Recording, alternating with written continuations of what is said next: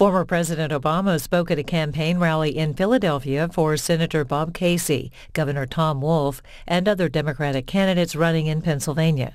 This portion of Mr. Obama's remarks are 25 minutes.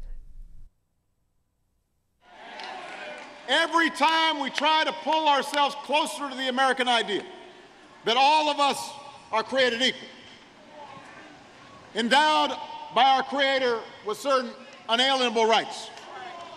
Every time that happens, somebody who likes things the way they are, somebody who's benefiting from power and privilege, push back. And they'll push any way they can. Sometimes they push back directly. Sometimes they're sneaky. And they'll try to divide working people. And they'll try to make you feel as if you've got no power. And they'll try to make you cynical, because it helps them keep their power and their privilege. And we're living through one of those moments right now. It didn't start with one guy. We didn't get here overnight. For a long time now, there's been anxiety and fear and uncertainty that's been building because we live in a rapidly changing world, and the economy's changing, and the face of America's changing, and technology is changing, and all of that has challenged who we are and forced us to adapt. And we see things we're not accustomed to, and we get stressed and we get scared. We don't know what the future is going to bring. And partly because these are serious challenges that require serious responses, it's easy sometimes, when people are feeling uncertain and insecure, to hear voices that stir up fears and try to make us feel more divided. And we're in one of those moments right now. We're in a moment where there's backlash against progress. You know, when I was president, Bob was mentioning, we had to work to deal with the worst economic crisis since the Great Depression. Bob was there helping every step of the way. And the actions we took during the crisis turned the economy around, started the longest streak of job creation on record, which continues to this day. And we covered another 20 million people with health insurance. And we cut our deficits in half. And we made sure the wealthiest Americans paid their fair share of taxes. So by the time we were done, wages were up, the uninsured rate was down. So when you hear right now folks taking credit for this economic miracle, it's like, hold up. Hold up. Hold up.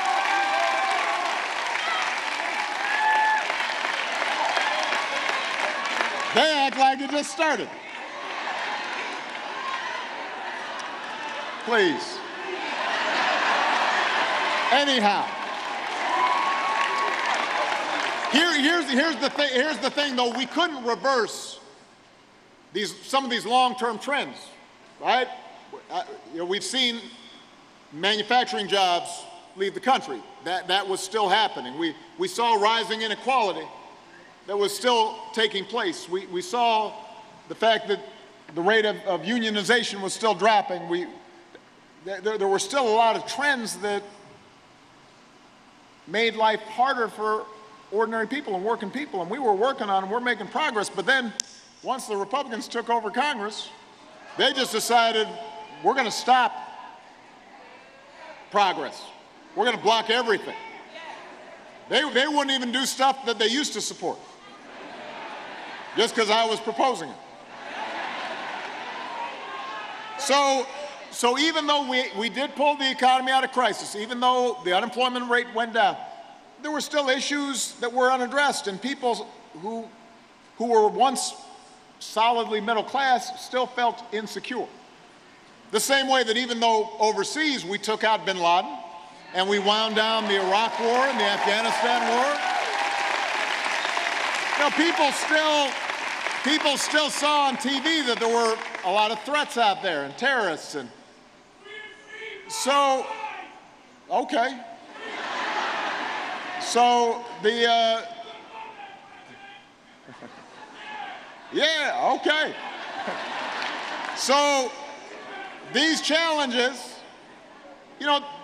these challenges frayed our civic trust, and they made people feel like the game was rigged.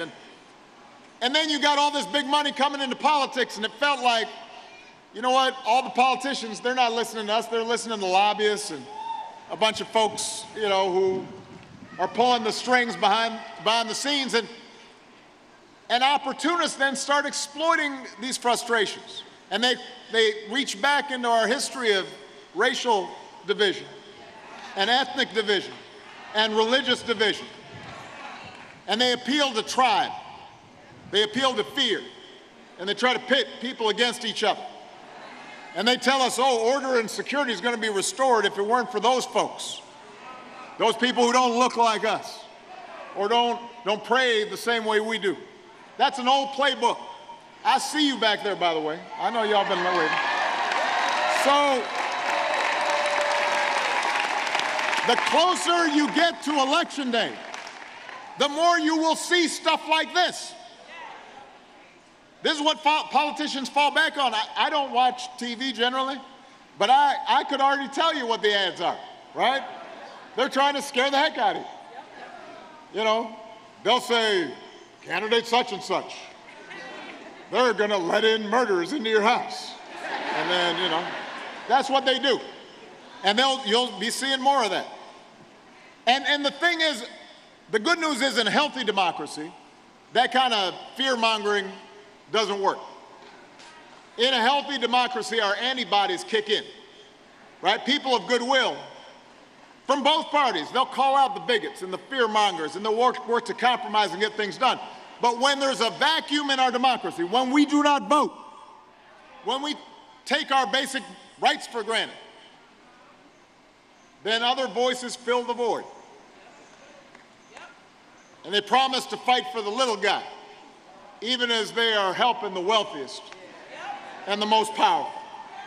And they promise that they're going to take on corruption in Washington. And then they just plunder. And they start undermining our institutions of democracy, just so it can entrench their power further. And they'll unwind our campaign finance laws so that billionaires have even more influence. And they'll make it even harder for young people to vote and minorities to vote and the poor to vote. And they'll subsidize corporate polluters. And they'll give $1.5 trillion in tax cuts to folks like me who don't need them. And they'll pretend that they're paying for them, but they're not. And they know that eventually, to pay for it, they'll be able to argue that we should cut help for working families and cut Medicare. You know what? None of that is conservative. Don't let them fool you. It's not normal. It's radical what they're doing. They've got a vision that says that all they want to do is protect their power, even if it hurts the country, even if it hurts their own constituents.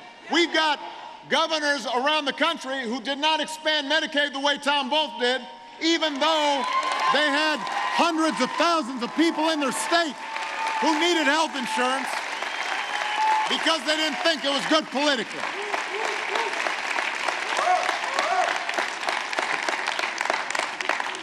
So you've got folks who are entirely comfortable with the idea that high-priced lobbyists and unlimited campaign contributions should set the agenda. And let's be honest right now, the Republicans in Congress right now, they're no check on the White House. They're bending over backwards to shield folks from scrutiny and accountability. So, look, I'm not telling you anything you don't know. You know this. Here's the good news.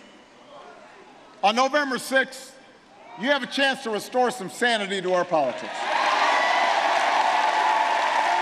On November 6th, you can tip the balance of power back to the people. Because there's only one real check on bad policy, and there's only one real check on the abuse of power, and that is you, the American people, standing up and deciding to cast your ballot.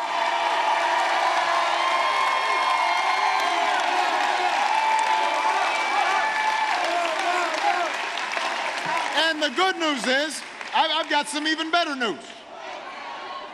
Sometimes you go to vote, it's just to vote against something. Now, you got some reason to vote against something. But the good news is right now you got something to vote for. You've got these amazing Democratic candidates right here. And the reason it's so important to stand up for them is because they're going to stand up for you. They're going to stand up to bad behavior in Washington, but they're also going to stand up for you. Now look, if Republicans keep Congress this fall, they're going to try to cut health care again. They've said so. But these Democrats, they believe that in America access to affordable health care, that's not a privilege, that's a right. They will protect your care. They will stand up for the 5.3 million Pennsylvanians who've got pre-existing conditions and depend on that coverage. But to protect it, you've got to vote and send them to Congress.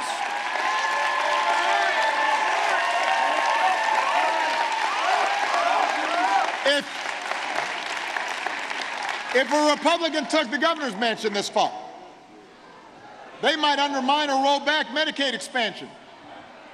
Without a serious alternative, that would leave people with disabilities and seniors in nursing homes potentially out in the cold.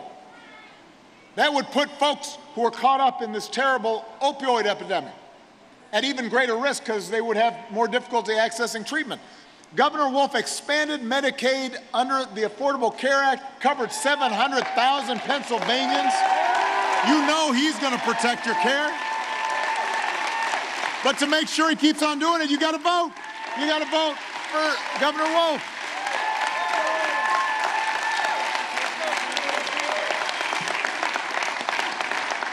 Democrats believe that a growing economy should benefit everybody, not just a few. So rather than let Congress keep attacking unions, we've got to stand up for the right of workers to organize for higher wages and stronger benefits. Rather than stand up for big banks and for-profit colleges, we got to help more Pennsylvania students earn a higher education so they can get a good job and they don't have to go broke doing it.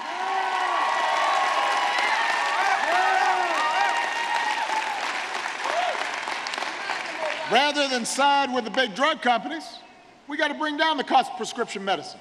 But to do that, you've got to vote for people who actually have a plan to do it and have a history of doing it and will follow through on doing it.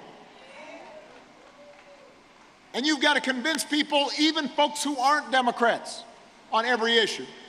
You've got to convince them this election's too important. You've got to think about things.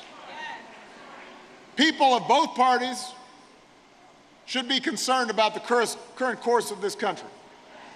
Folks should want to see a restoration of some homespun values. Honesty, how's that? Decency, lawfulness.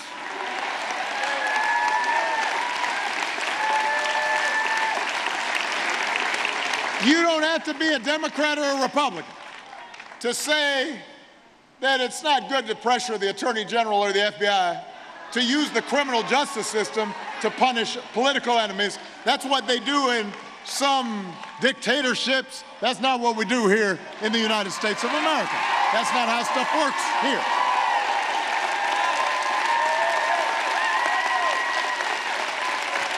You don't have to be a Democrat or a Republican to say we don't threaten newspapers or TV stations if they publish stories we don't like.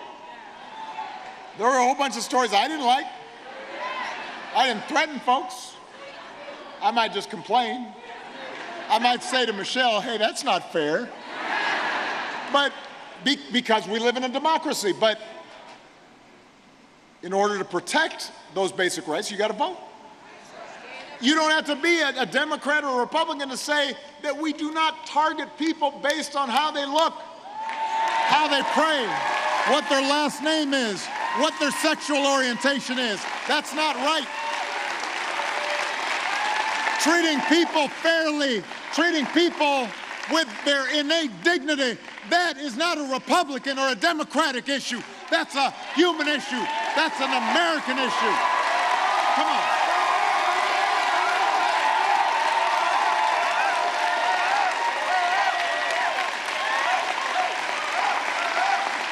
How hard is it to treat people fairly? Come on. You're supposed to learn that in the sandbox, right? You teach that when, like, somebody's 3 or 4. You say, no, you should treat that person nicely. And, right? Look, there are conservatives who think that it's not responsible to run up trillion-dollar deficits for our children. There are conservatives who think there's nothing compassionate about separating immigrant children from their moms. I believe that there are Republicans out there who think that, we need a limited government, but one of those things they should do is make sure that when the hurricane comes, people are taken care of.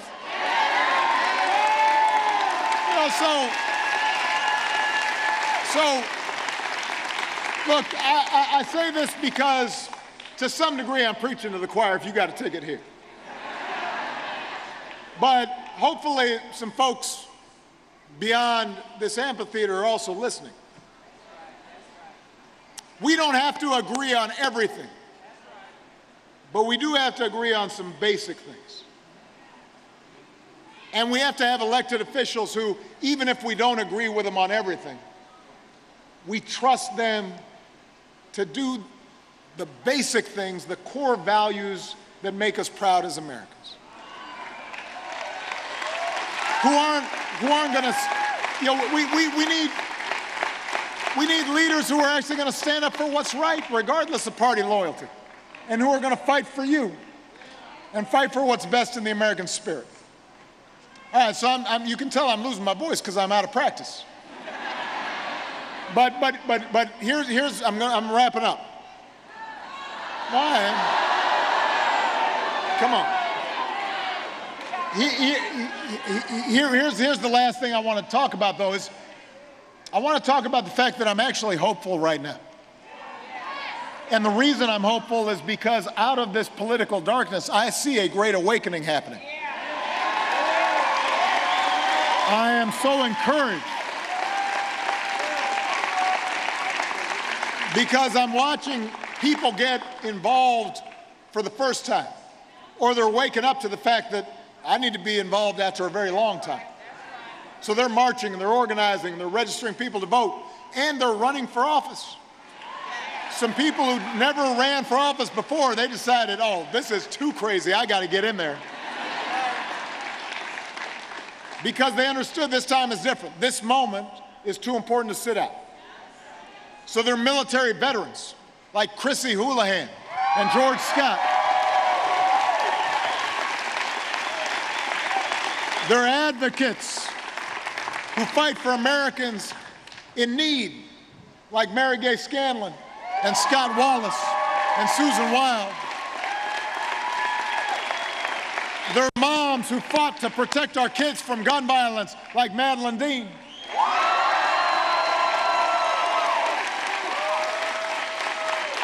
By the way, Madeline taught ethics in college, so you know we need that in Congress.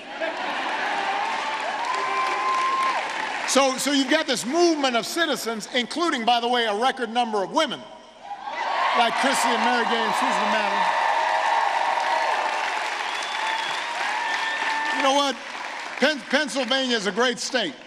But let me just say, Pennsylvania, right now, you have no women in Congress. You can send 7 Democratic women to Washington if you vote.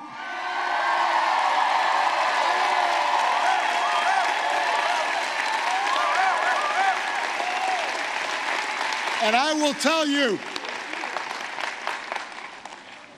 and Michelle didn't put me up to this, stuff works better when women are involved.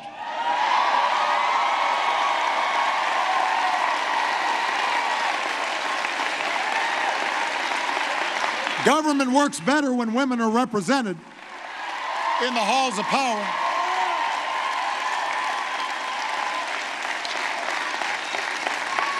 So we've got great candidates, but the key is you. The antidote to a government that is run just by a few people is a government by the organized and the energized. And that's what this moment's about. This election won't fix everything, but it can kickstart more progress. But you have to start it. You've got to start it in this election, and then you've got to go every election, every day. Pay attention. Be involved. The biggest threat to this democracy is not just one person in the White House. It's not just Republicans in Congress. The biggest threat to our democracy is indifference.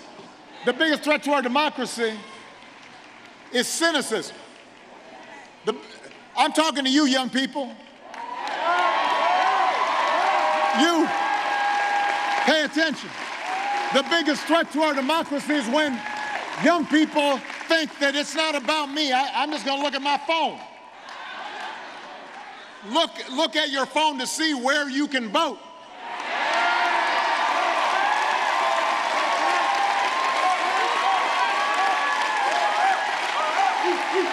Look at your phone to see how can I get involved. If you don't like what's going on right now, don't complain. Don't hashtag. Don't get all anxious. Don't put your head in the sand. Don't boo. Don't just sit back with your boys and act like you too cool. Vote. Vote. Vote. And by the way, wait. And by the way, I want you to vote for Bob Casey. And I want you to vote for Tom Wolf. And I want you to vote for these great congressional candidates. But, and this is important, I also want you to vote for mayors and sheriffs and state legislators and state's attorneys and district attorneys. If you are a young person that cares about the criminal justice system, well, who do you think enforces the criminal justice system? Who do you think decides whether or not something bad has happened, whether or not there's going to be justice done? It's a state's attorney. It's not a president. It's somebody on the local level that you have the power to decide who that person is. You know, when you vote, you can make sure elections are fair. When your state Supreme Court threw out an unfair electoral map, that's because people voted. We can make that happen all across the country. When you vote, you have the power to strengthen laws to make sure that women are protected from harassment and discrimination, and that they're paid equally. When you vote, you can make college more affordable for students. You can make it harder for some disturbed person to shoot up a classroom. When you vote, you can make sure somebody keeps their health insurance. You could save somebody's life. You have that power in your hands. It takes half an hour to go vote. Look, we have been through harder times than these, and every generation took us somewhere better, not by sitting around and waiting for somebody else to do it, but by leading a movement for change. That's the power you have right now. So if you get involved and knock on some doors and talk to your friends, talk to your family members, convince some new voters, get them to vote with this entire Pennsylvania team, something powerful will happen. Change will happen. Hope will happen. And every time that, just a new law helps a kid read, or a new law helps a family get shelter, a new law helps a veteran get support, it gets a little more hopeful. We take one more step in the direction of justice and fairness and equality and opportunity, and hope spreads. It's up to you to spread hope. It's up to you to make change. Pennsylvania, are you going to vote? Let's get to work. Thank you, everybody. God bless you.